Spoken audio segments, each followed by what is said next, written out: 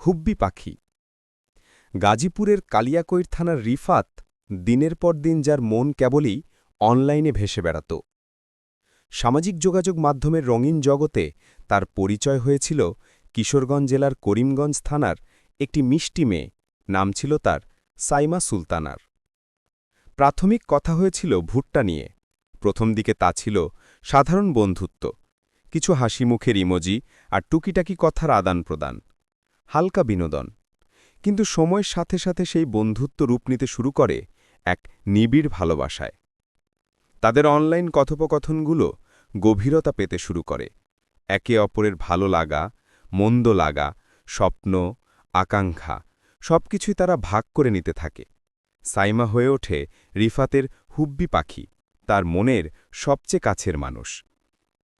রিফাত সাইমার প্রতি এতটাই আসক্ত হয়ে পড়েছিল যে প্রতিটি সকাল শুরু হতো সাইমার একটি বার্তার অপেক্ষায়, আর রাত শেষ হতো তার সাথে কথা বলে। সাইমার কণ্ঠস্বরে মিশেছিল এক অদ্ভুত মায়া, যা রিফাতকে গভীরভাবে ছুঁয়ে যেত। তারা একে অপরের সাথে ভবিষ্যৎ পরিকল্পনা করত, স্বপ্ন বুনত একটি সুন্দর সংসারের।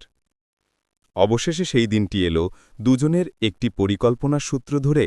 সাইমা ছিল আলেমা হারাম, ভালোবাসায় তার কোনো আগ্রহ ছিল না, তাই সে ছেলেদের সাথে কথা বলা পছন্দ করত না। কিন্তু যখন রিফাতের সাথে ভুট্টা নিয়ে কথা বলা শুরু হয়, এক পর্যায়ে সে দুর্বল হয়ে যায়। আর যখন সে রিফাতকে বলেছিল বিয়ের আগে অর্ধেক মন দিবে আর বিয়ের পর সবটা, কিন্তু তাদের ভালোবাসার কথা বাসা জানানোর মতো উপায় ছিল না। তাই সাইমা রিফাতকে বুদ্ধি দিয়েছিল যেন কোনো ঘটকের মাধ্যমে, হয়তোবা অন্য উপায়ে, যেন সাইমার বাবা ফুরকান সাহেবের সাথে রিফাত বিয়ের আলোচনা করে। সাইমা সেদিন নাম্বারও দিয়েছিল তার বাবার। রিফাতও সাইমার কথা মতো তাদের ভালোবাসাকে পরিপূর্ণ রূপ দেওয়ার আপ্রাণ চেষ্টা করতে লাগল। কয়েক মাস গত হবার পর সাইমার বাবা রিফাতকে দেখতে আসার সিদ্ধান্ত গ্রহণ করল। সাইমাও খুব খুশি হয়েছিল, কিন্তু সাইমার খুশিটি কান্নায় পরিণত হয়ে যায়, কারণ কোরবানির ঈদের পরের শনিবার সাইমার বাবা রিফাতকে দেখতে তাদের বাড়িতে এলেন। রিফাতের বুকে দুরুদুরু কাঁপছিল। সে আশা করছিল এই দিনটি তাদের ভালোবাসার নতুন দিগন্ত উন্মোচন করবে, কিন্তু ভাগ্যের লিখন ছিল অন্যরকম। সাইমার বাবা রিফাতকে পছন্দ করলেন না। হয়তো রিফাতের আর্থিক অবস্থা, পারিবারিক পটভূমি অথবা নিছকই কোনো ব্যক্তিগত অপছন্দ, যে কারণেই হোক তিনি এই সম্পর্ক মেনে নিতে পারলেন না। সেই দিনটি ছিল রিফাতের জীবনে সবচেয়ে বেদনাময় দিন। সাইমার বাবার এই সিদ্ধান্তে সবকিছু ভেঙে চুরমার হয়ে গেল। সাইমার উপর তার পরিবারের চাপ বাড়তে লাগল, কারণ সাইমা ছিল পরিবারের বড় মেয়ে এবং মা বাবার খুব আদরের সন্তান। একদিকে নিজের বাবা মায়ের প্রতি কর্তব্য, অন্যদিকে রিফাতের প্রতি তার অকৃত্রিম ভালোবাসা।